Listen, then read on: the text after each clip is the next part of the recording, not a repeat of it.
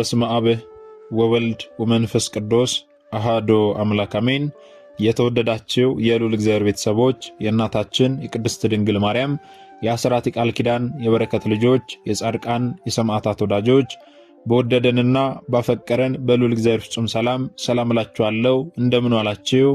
እንደምን ለይሳ ደረሳችሁ?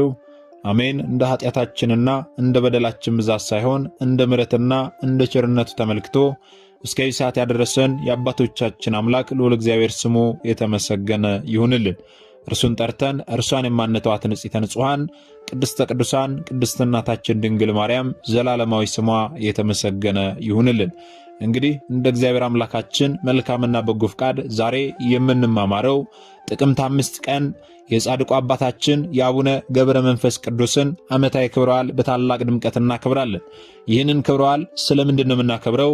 ጻድቁ አባታችን በዚህ ዕለት ምን ያደረጉበት ዕለት ስለሆነን የሚለውን እንደ እግዚአብሔር አምላካችን መልካምና በጎ ፍቃድ ዛሬ አጠር አድርገን እንማማራለን። እንግዲህ የሚያስተምረን እግዚአብሔር ነው፣ የሚመክረን እግዚአብሔር ነው፣ የሚገስጸን እግዚአብሔር ነው። እርሱ በመካከላችን ተገኝቶ የጎደለውን አሟልቶ የተጣመመውን አቃንቶ በአፈ መላእክት አርሞ ያስተምረን ይመክረን ይገስጸን ዘንድ የእርሱ መልካምና በጎ ፍቃዱ ይሁንልን። የእናታችን የንጽሕተ ንጹሐን የቅድስተ ቅዱሳን የቅድስት እናታችን የድንግል ማርያም ምልጃ ተራዳይነቷ በረከቷ ሁሉ በሁላችን ላይ ይደርብን። እንግዲህ ወደ ዛሬው ትምህርታችን ስንገባ ታዲያ ጥቅምት 5 ቀን የጻድቁ አባታችን የአቡነ ገብረ መንፈስ ቅዱስን ዓመታዊ ክብረ በዓል በታላቅ ድምቀት እናከብራለን። ይህንን ክብረ በዓል ስለምንድን ነው የምናከብረው ስንል በዚህች ቀን ተአምራታቸውና ትሩፋታቸው እንደ ሰማይ ከዋክብት የበዛ የእግዚአብሔር ማደሪያ የሆኑ ታላቁ አባታችን አቡነ ገብረ መንፈስ ቅዱስ ቃል ኪዳን የተቀበሉበትና ያረፉበት ዕለት መታሰቢያ ነው ማለት ነው።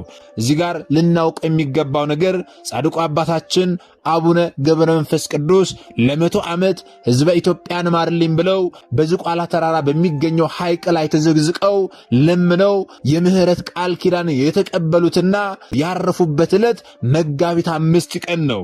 ታዲያኛ ስለምንድነው ጥቅምት 5 ቀን የዕረፍታቸውንና ቃል ኪዳን የተቀበሉበትን ዕለት የምናከብረው ስንል መጋቢት 5 ቀን በታላቁ በአብይ ጾም ወቅት ላይ ስለሚውልና ፍትሐ ነገሥት አንቀጽ 15 ላይ በአብይ ጾም ወቅት በዓል ማክበር ስለሚከለክል አብይ ጾም ደግሞ የጽሞና የጸሎት እንዲሁም ደግሞ የፍጹም ሐዘን ወቅት ነው እንጂ የደስታ ወቅት ስላልሆነ መጋቢት 5 ቀን ይከበር የነበረው የጻድቁ አባታችን የአቡነ ገብረ መንፈስ ቅዱስ የዕረፍታቸው መታሰቢያ በዓል ወደዚህ መጥቶ ጥቅምት 5 ቀን እንዲከበር ሊቃውንት አባቶቻችን ወስነውልናልና በወሰኑልን ውሳኔ መሰረት ዛሬ ጥቅምት 5 ቀን የጻድቁ አባታችን የአቡነ ገብረ መንፈስ ቅዱስን የዕረፍታቸው መታሰቢያ የሆነውን ቃል ኪዳን የተቀበሉበትን ዕለት በዓላቸውን በታላቅ ድምቀት እናከብራለን ማለት ነው። እንግዲህ ጻድቁ አባታችን አቡነ ገብረ መንፈስ ቅዱስ እናትና አባታቸው ማን ናቸው ስንል አባታቸው ስምዖን ይባላል፣ እናታቸው ደግሞ አቅሌስያ ትባላለች። አባታችን ስምዖንና እናታችን ቅድስት አቅሌስያ በትዳር ሲኖሩ ሳሉ ለብዙ ዘመናት ሲያለቅሱ ነው የኖሩት። ለምንድን ነው የሚያለቅሱ ስንል የለቅሷቸው ምንጭ ልጅ በማጣታቸው ምክንያት ነበረ። ልጅ ስላልነበራቸው ለ30 ዘመን ያህል እግዚአብሔር አምላክ ልጅ እንዲሰጣቸው ልጅ ስጠን እያሉ ይማጸኑ ያለቅሱ ነበረ። ታዲያ አንድ ቀን እናታችን ቅድስት አቅሌስያ ቤተ እግዚአብሔር ገብታ ከስዕለ ሥላሴ ስር ወድቃ ስትማጸን ክብሩ ከሰማይ ከፍታ የሚበልጥ ልጅ እንኪ ተቀበይ የሚል ድምፅን ሰማች። ልብ በሉ ወገኖቼ፣ ክብሩ ከሰማይ ከፍታ የሚበልጥ ልጅን እንኪ ተቀበይ የሚል ድምፅን ሰማች። ይህንን ድምፅ ከሰማች በኋላ ይህንን ድምፅ ሰምታ ወደ ቤቷ ከተመለሰች በኋላ ጻድቁ አባታችን አቡነ ገብረ መንፈስ ቅዱስ መጋቢት 29 ቀን ተጸንሰው ታኅሳስ 29 ቀን ተወለዱ ማለት ነው።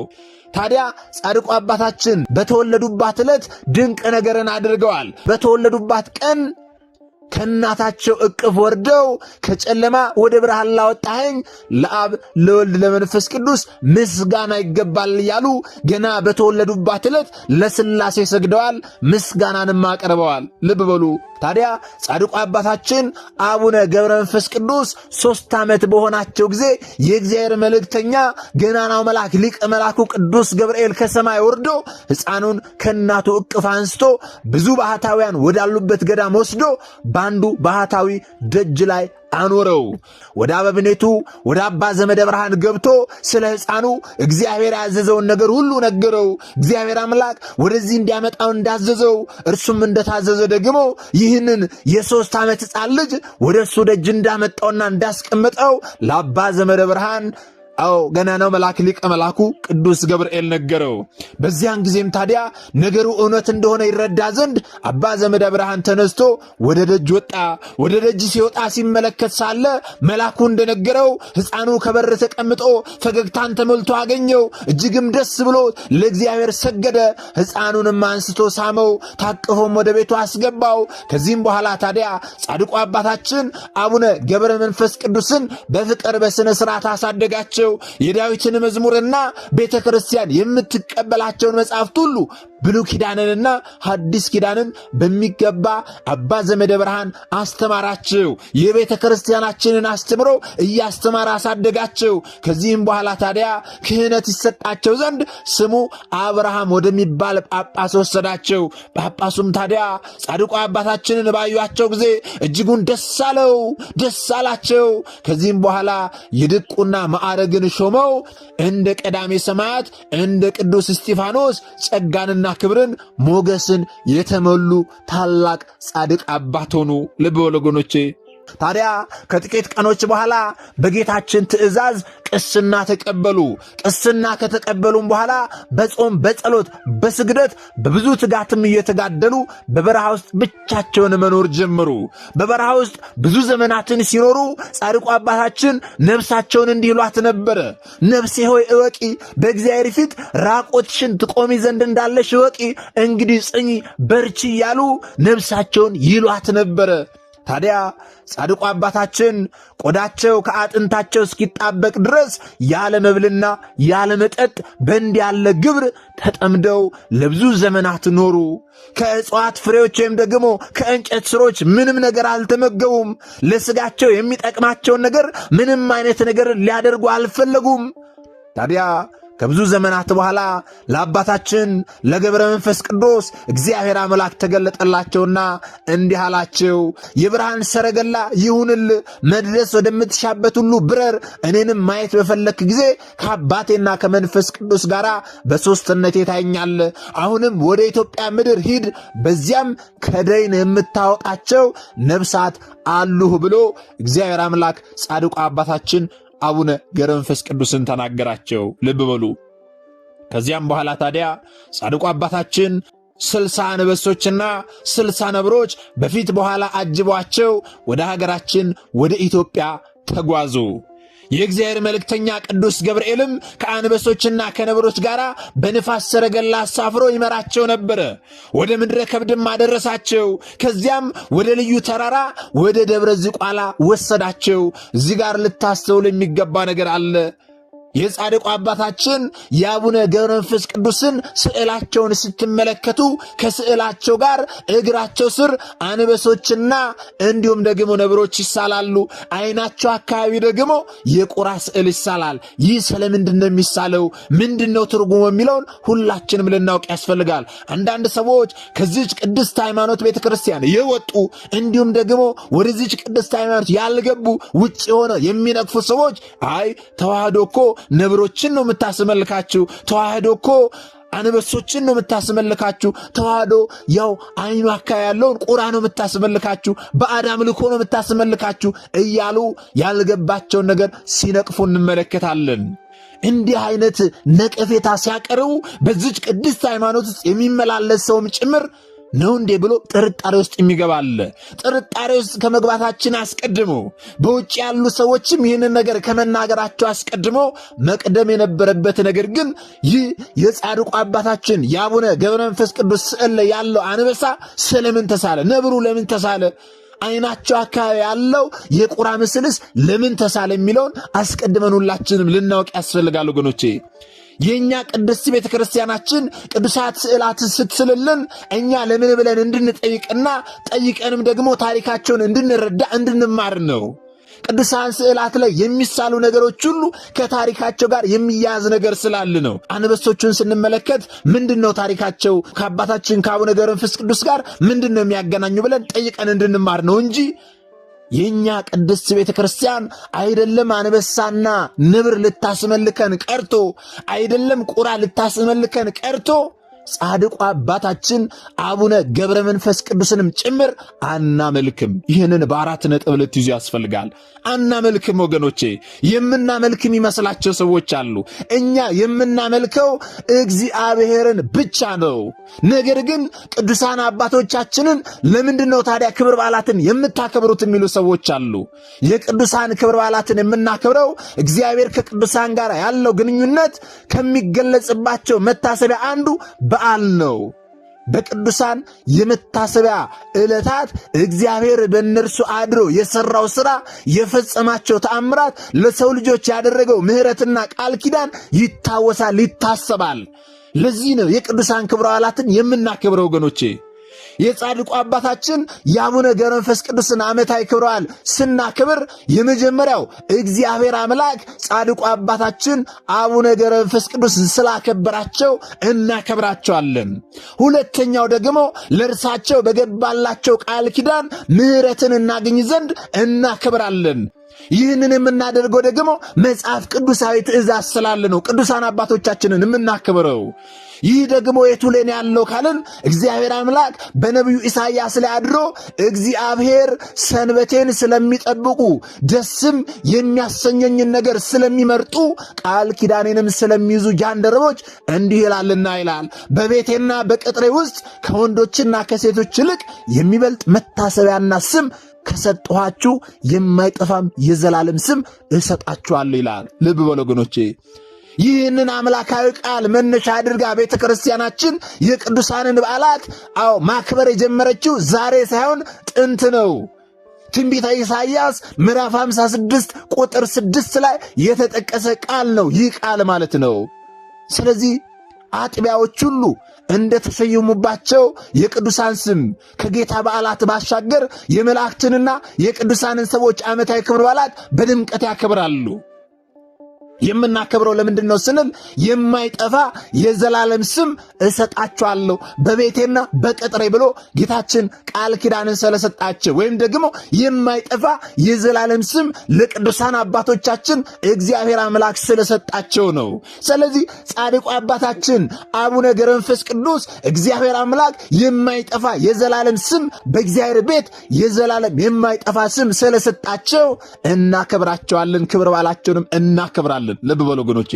ቤቱ የማን ነው? የእግዚአብሔር ቤት ነው። የእግዚአብሔር ቤተ መቅደስ ነው።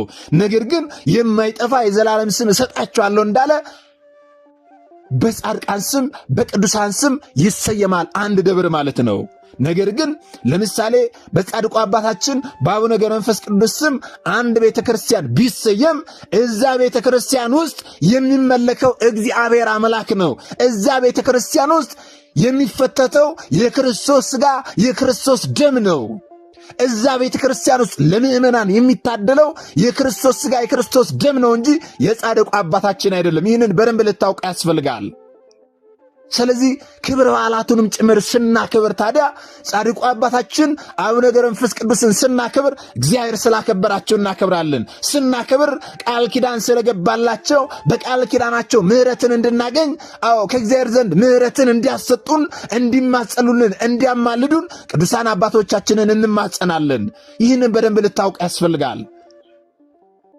አንዳንድ ሰዎች እንደሚሉት እንዳልሆነም በደንብ ልትገነዘቡ ያስፈልጋል ወገኖቼ።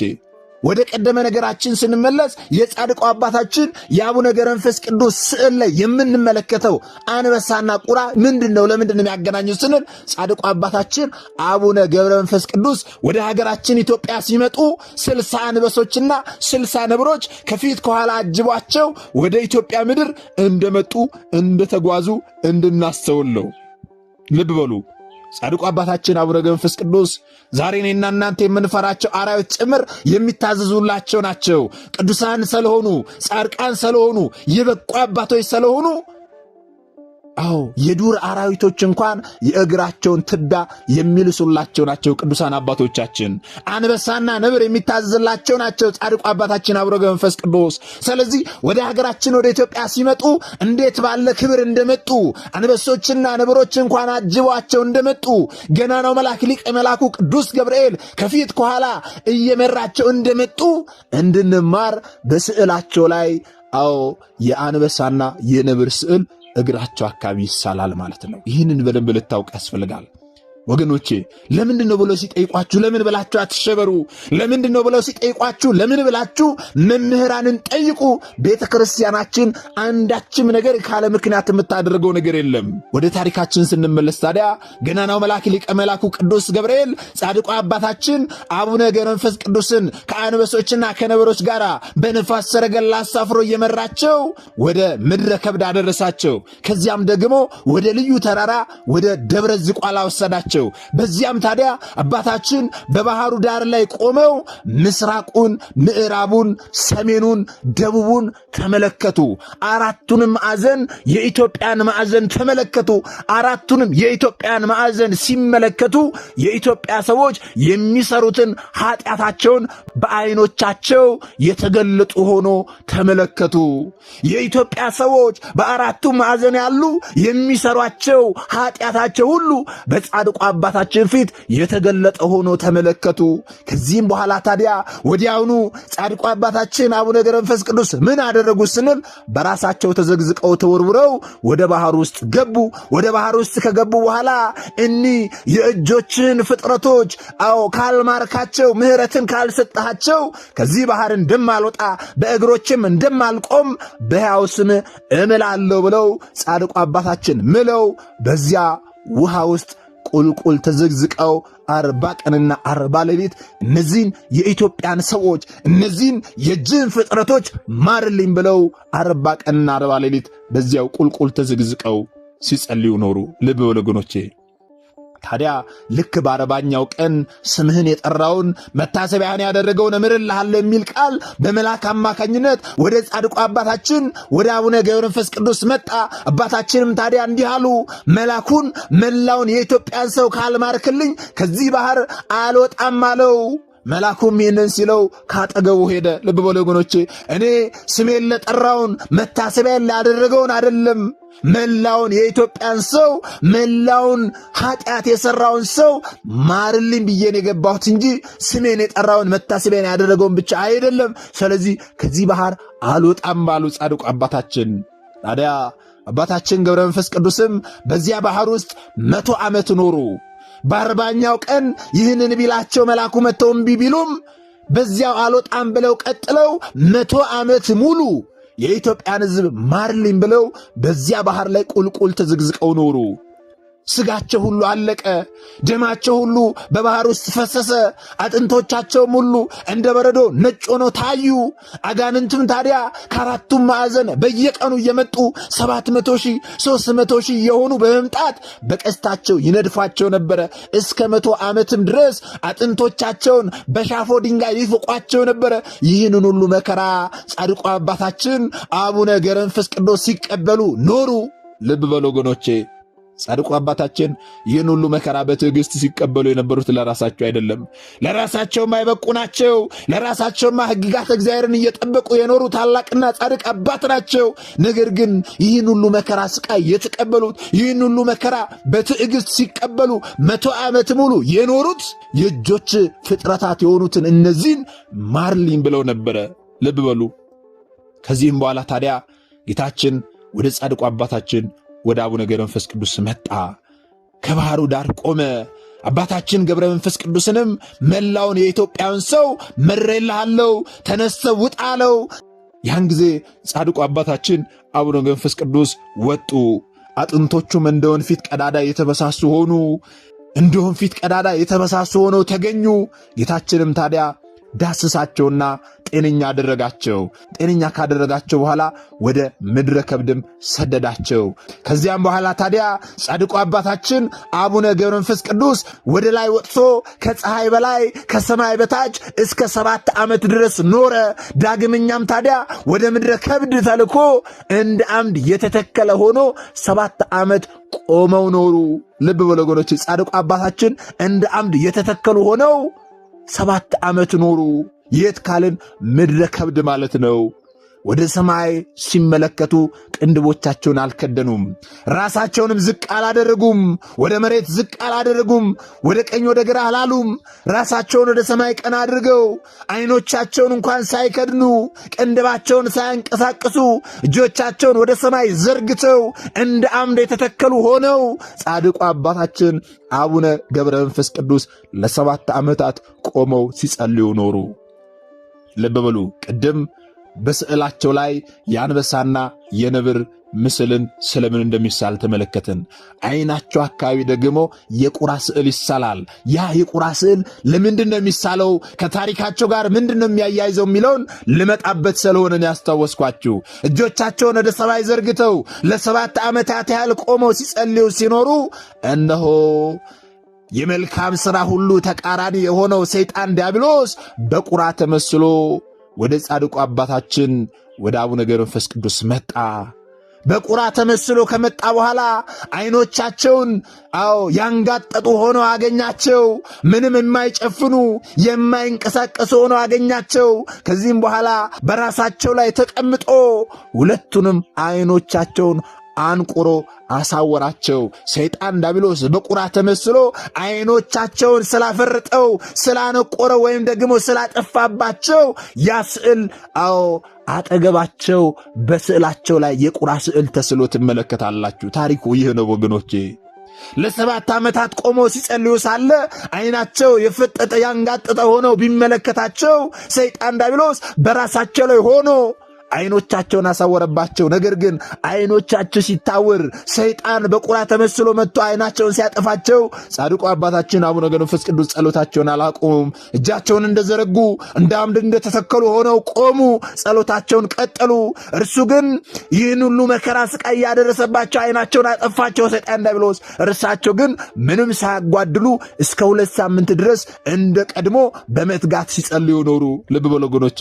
ከዚህ በኋላ ታዲያ ቅዱስ ሚካኤልና ቅዱስ ገብርኤል መጥተው በፊታቸው ቆሙ። በሁለቱ ዓይኖቻቸውም ላይ እፍ አሉባቸውና የብርሃን ዓይንን ሰጧቸው። እንደ ቀደሞ ማየትን ቻሉ። ከሰማይ ታላቅ ኃይል ተሰጥቶሃልና ጠላቶችን ትበቀላቸው ዘንድ ወደ ዝቋላ ሂድ አሉት። ከዚያም በኋላ መላእክት ካጠገቡ ሄዱ። ጻድቁ አባታችን አቡነ ገብረ መንፈስ ቅዱስም ተነስተው ወደ ዝቋላ ተጓዙ። በጎዳናም ሲጓዙ ሳሉ ታዲያ 3 ሽማግሌዎች ከእንጨት ጥላ በታች ተቀምጠው ተመለከቱ። ጻድቁ አባታችንም ባዩአቸው ጊዜ ልሰወራቸው ብለው በልባቸው አሰቡ። ልሰወራቸው ብለው በልባቸው እያሰቡ ሳሉ እነርሱም ፈጥነው በእግዚአብሔር ዙፋን ተማጥነናልና 3ታችንንም በጀርባ እያዘልክ አንዳንድ ምዕራፍ ሸኘን እንጂ አትተውን ብለው ተጣሩ። በዚህ ጊዜ ጻድቁ አባታችን ወደ እርሳቸው ጠጋ ብሎ ሲመለከታቸው፣ ወደ 3ቱ ሽማግሌዎች ጠጋ ብሎ ሲመለከታቸው ሁለመናቸውን ሽበት የከበባቸው የደከሙ ሽማግሌዎች ሆነው አገኛቸው። ከዚያም በኋላ በሐሳባቸው ተስማምቶ አንደኛውንም አንስቶ በጀርባ አዘለው፣ ወደ አንድ ምዕራፍም አደረሰው። ሽማግሌውም ከዚህ አሳርፈኝ፣ አንተ ደክመሃል፣ የማትበላ የማትጠጣ ስለሆን ካለው። አባታችንም ሽማግሌ ሆይ በምን አወከኝ አለው። ሽማግሌውም ታዲያ ሄደ ባልንጀሮቼን አምጣልኝ አለው። ተመልሶም ሁለቱ ወዳሉበት ቦታ ደርሶ ሁለተኛውን ሽማግሌ በጀርባው አዝሎ ወደ ቀደመው ሽማግሌ አድርሶ አብሮ አስቀመጠው። ሶስተኛም ተመልሶ ሶስተኛውን ሽማግሌ አዝሎ ሁለቱ ወዳሉበት አድርሶ በአንድነት አኖረው። አባታችን አቡነ ገብረ መንፈስ ቅዱስም እነዚያን አረጋውያን እናንተ ከወዴት ናችሁ? መዓዛችሁ ልብ ይመስጣል፣ እጅግም ደስ ያሰኛል አላቸው። እነርሱ ግን ተነስተው ቆሙ። 1 ሲሆኑ 3 ሲሆኑ 1 መሆናቸውን ገለጡለት።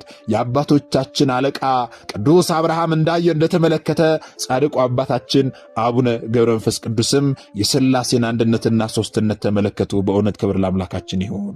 ታዲያ ያን ጊዜ የእግዚአብሔርን የጌትነት ክብር ተመለከቱ፣ አዩ። የእነዚያ አረጋውያን ፊታቸው ተንቦገቦገ። ከፀሐይና ከመብረቅ ብልጭታ 7 እጅ በራ። አባታችንም በሚስጥራት ጎርፍ የተዋጠ ሆኖ ፈራ፣ ተንቀጠቀጠ፣ በምድር ላይም ወደቀ። ሕልምንም የሚያልም መሰለው። ከዚያም በኋላ ጌታችን አባታችንን አነቃውና 100 ዓመት ያህል ሥጋህን ሲነድፉ አጥንቶችን ሲፍቁ የኖሩ አጋንንትን ታጠፋቸው ዘንድ ወደ ዝቋላ ተራራ ውጣ አለው። እኔ እንደወሰድኩ ባለማወቃቸው በባህር ውስጥ አለ በማለት በትዕቢት ላይ ናቸው። 7ቱ ሊቃነ መላእክትም ይረዱሃል፣ ይከተሉሃል፣ ሂድ አለው። ያን ጊዜ ጻድቁ አባታችን አቡነ ገብረ መንፈስ ቅዱስ በመብረቅ ላይ ተጭነው በረሩ። እነዚያ አጋንንት ወዳሉበት ቦታ ደረሱ፣ ወረዱ። ደመናትም ከበቧቸው። መላእክትም በእሳት ሰይፍ መተሯቸው፣ በመብረቅም አጨዷቸው። አመድም ሆነው በነፋስ በተኗቸው። የእነዚያ አጋንንት ቁጥራቸው 700,000 እልፍ ከ1,000 ነበረ። እነዚያን ሁሉ አጠፏቸው፣ ደመሰሷቸው። ከዚህ በኋላ ጌታ ክርስቶስን የካዱ ወዳሉበት ወደ ምዕራብ ሀገር ወሰደው። ነገሥታቱና መሳፍንቱ መኳንንቱም በሚወጡበትና በሚገቡበት ጎዳና ላይ ጻድቁ አባታችን አቡነ ገብረ መንፈስ ቅዱስን አቆማቸው። ጌታችንም በዚች ጎዳና ላይ ብዙ መከራ ያገኘሃል፣ ግን በርታ፣ ታገስ ብሎ አጽናናውና በዚያ ጎዳና ላይ ተወው ጻድቁ አባታችንን። በዚያን ጊዜም ታዲያ የአርብ ንጉሥ ጣዖታቱን አስይዞ መኳንንቱን ሰራዊቱን አስከትሎ በዚያች ጎዳና ላይ መጣ። በዚያች ጎዳና ላይ ሲመጣ አባታችን አቡነ ገብረ መንፈስ ቅዱስን በጎዳና ውስጥ አገኛቸው፣ ተመለከቱት። ጣዖታቱ ጻድቁ አባታችንን ሲመለከቱ ወድቀው ተሰባበሩ። ንጉሡም ታዲያ አባታችንን ባያቸው ጊዜ አንተ ፀጉር ለባሽ ምንድነ ሰው ነህን ብለው ጠየቁት። አባታችንም ታዲያ አዎን ክብር ያለኝ ሰው ነኝ፣ የኢየሱስ ክርስቶስ ባሪያ የሆንኩኝ ሰው ነኝ ብሎ ለከሃዲው ንጉሥ መለሰለት። ንጉሡም ታዲያ አባታችን አቡነ ገብረ መንፈስ ቅዱስን በዚያ አይሁድ በሰቀሉት ታምናለህን ብሎ ጠየቀው። አባታችንም አዎን በሰው ፊት አምንበታለሁ ብሎ ተናገሩ። ስለ እኔ በተሰቀለው አላፍርበትም፣ ስለ እኔ ብቻ የተሰቀለ አይደለም፣ ስለ አንተና ከአንተ ጋር ስላሉትም ነው እንጂ ንጉሥ ሆይ የዘላለም ሕይወትን ታገኛላችሁ፣ እመኑበት ብሎ ጻድቁ አባታችን አቡነ ገብረ መንፈስ ቅዱስ ያንን ሀገረ ገዢ ያንን ንጉሥ ይገስጸው ዘንድ ጀመረ። ንጉሡም ታዲያ ይህንን ነገር በሰማ ጊዜ እጅጉኑ ተቆጣ። ሰራዊቱንም ጠርቶ በፍጥነት እሳትን አንድዶ አለ። ለተሰቀለው ለናዝሪቱ ኢየሱስ ባሪያው ነኝ የሚለውን ፀጉር ለባሽ ወስዳችሁ ጨምሩት አላቸው። የእሳቱም ነበልባል በረጅም ዛፍ መጠን ከፍ እስከሚል ድረስ አነደዱት። ያም እሳት ነደደ። ከዚያም በኋላ ጻድቁ አባታችንን አንስተው ሊጨምሩ ፈለጉ። ያንን እያሰቡ ሳሉ አባታችን ግን ንጉሡና ሰራዊቱ ሁሉ እያዩት ማንም ሳይዘው በፈቃዱ አልፎ እሳት ውስጥ ገባ። ጻድቁ አባታችን እሳት ውስጥ ሲገቡ እሳቱም እንደ ወንዝ ውሃ ሆነ። ሰራዊቱም እጅጉኑ አደነቁ። እኩሌቶቹ የክብር ባለቤት በሆነ በጌታችን በኢየሱስ ክርስቶስ አመኑ። ንጉሡም ታዲያ ጻድቁ አባታችን አቡነ ገብረ መንፈስ ቅዱስን ሲያደንቁ ባየ ጊዜ ፈጽሞ ተቆጣ። ከ77 አርበኞቹ ጋር በቁጣ ተነስቶ ያደነቁትንና ያመኑትን ሁሉ አንገታቸውን ቆረጠ። በዚያችም ቀን ታዲያ የተቆረጡ 40,000 ሆነው ተቆጠሩ። ንጉሡም የአባታችንን አንገት ሊቆርጥ ሰይፉን መዞ ተወርውሮ ሄደ። ያን ጊዜ ከመብረቅ ከነጎድጓድ ጋር ታላቅ ንውጽውጽታ ሆነ። ንጉሡንም ከሰራዊቱ ጋር አጠፋው። ከከሃዲው ንጉሥ ጋር የሞቱት ቁጥራቸው 4,000 እልፍ ሆነ። ልብ በሉ። ጌታችንም አባታችን ገብረ መንፈስ ቅዱስን ጠላቶችንና የኔንም ጠላቶች አጠፋውልህ አለው። አባታችን ግን በመብረቅ የሞቱትን ሬሳቸውን ነፍሳቸውንም መላእክተ ጽልመት ወደ ስቃይ ሲወስዷቸው ባዩ በተመለከቱ ጊዜ መድኃኒታችንን እነዚህን ስሑታን ማርልኝ፣ ሰው ስሑት ነው፣ ከዳተኛ ነው፣ አቤቱ አንተ ግን መሐሪ ይቅር ባይ ነህ፣ ታጋሽም ነህ፣ ስለዚህ እነዚህን ስሑታን ማርልኝ ብለው ጻድቁ አባታችን አቡነ ገብረ መንፈስ ቅዱስ መናገር ሲጀምሩ ጌታችን ተሰወራቸው። አባታችን አቡነ ገብረ መንፈስ ቅዱስም ታዲያ ከዚያ ሄደው ታላቅ ገደል አገኙ።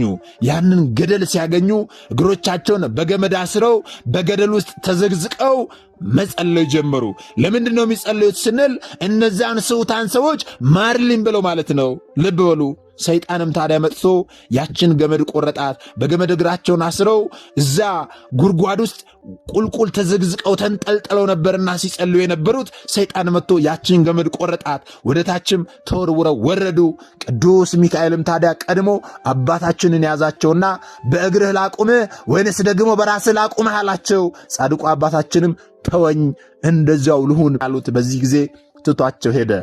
በዚያን ጊዜ ጻድቁ አባታችን አቡነ ገብረ መንፈስ ቅዱስ በራሳቸው ቆመው በጥርሶቻቸው ድንጋይ ነክሰው እስከ 30 ዓመት ድረስ አንጀታቸውና ናላቸው ሁሉ እየፈሰሰ አልቆ መላ አካላቸው እንደ እንጨት ቅርፊት እስከሚሆን ድረስ በዚያ ለ30 ዓመታት ሲጸልዩ ኖሩ።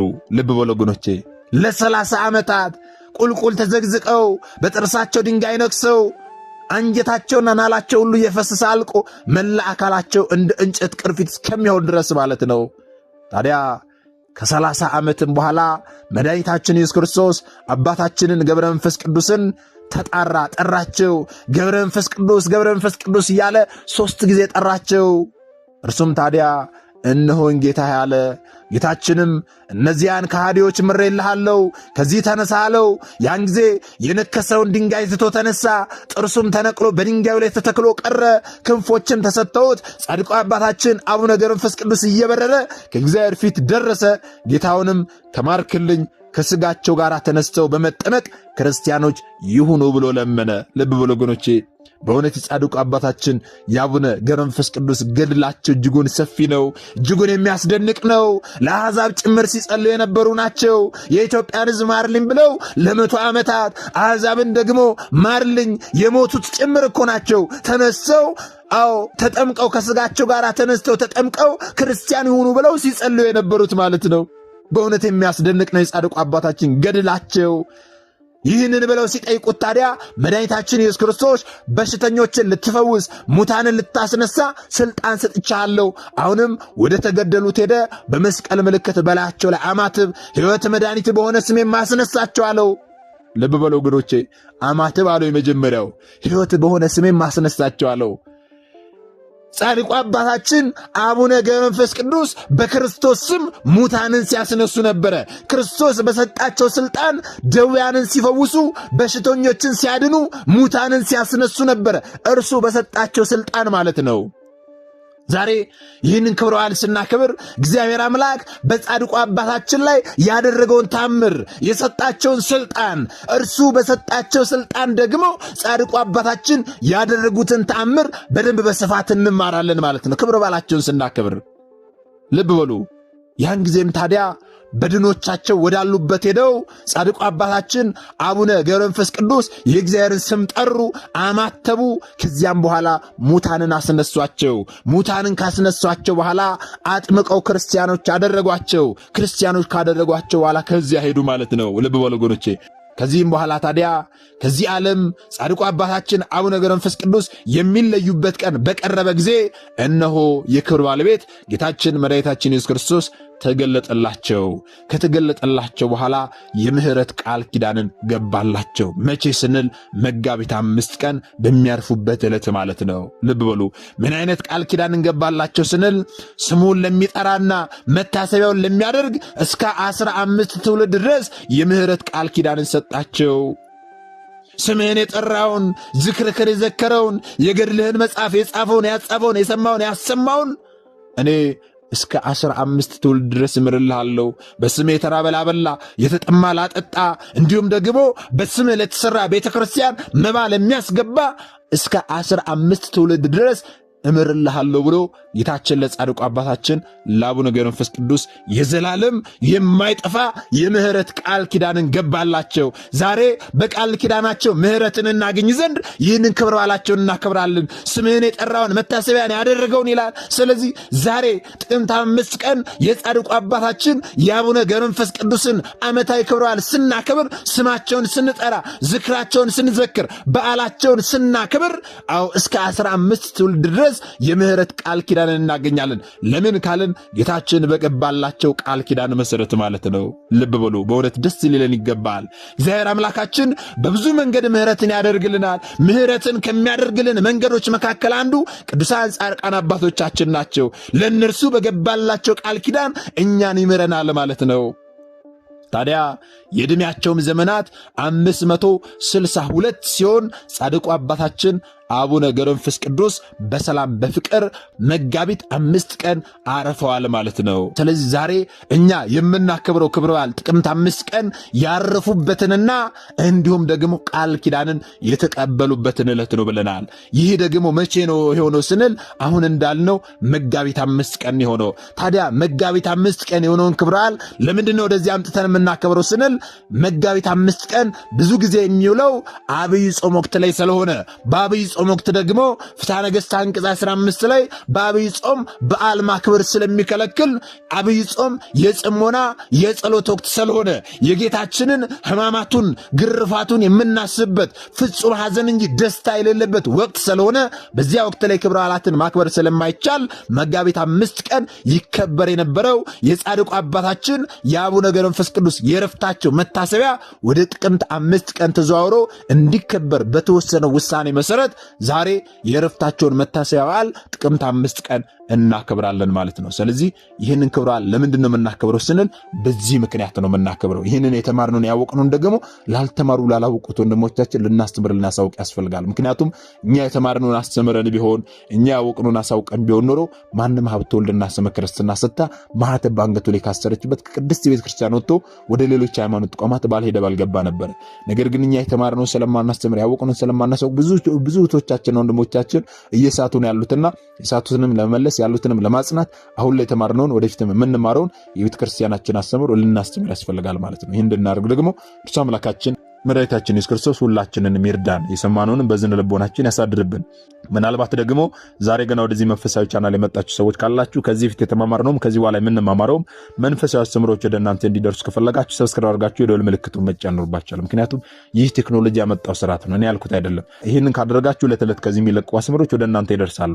ይህንን ካላደረጋችሁ ደግሞ ዛሬ እንዳጋጣሚ እናስተምሮ ሰምታችሁ ሊሆን ይችላል፣ በቀጣይ ከዚህ የሚለቁ አስተምሮች ወደ እናንተ አይደርሱምና ወደ እናንተ እንዲደርሱ ከፈለጋችሁ ሰብስክራይብ አድርጋችሁ የደወል ምልክቱን መጫን ይኖርባችኋል ማለት ነው። እግዚአብሔር አምላካችን እስካሁን ሰዓት ጠብቆ ያስተማረን የመከረን ገጸን የአባቶቻችን አምላክ ልዑል እግዚአብሔር ስሙ የተመሰገነ ይሁንልን። የሰማነውን በዝነ ልቦናችን ያሳድርብን።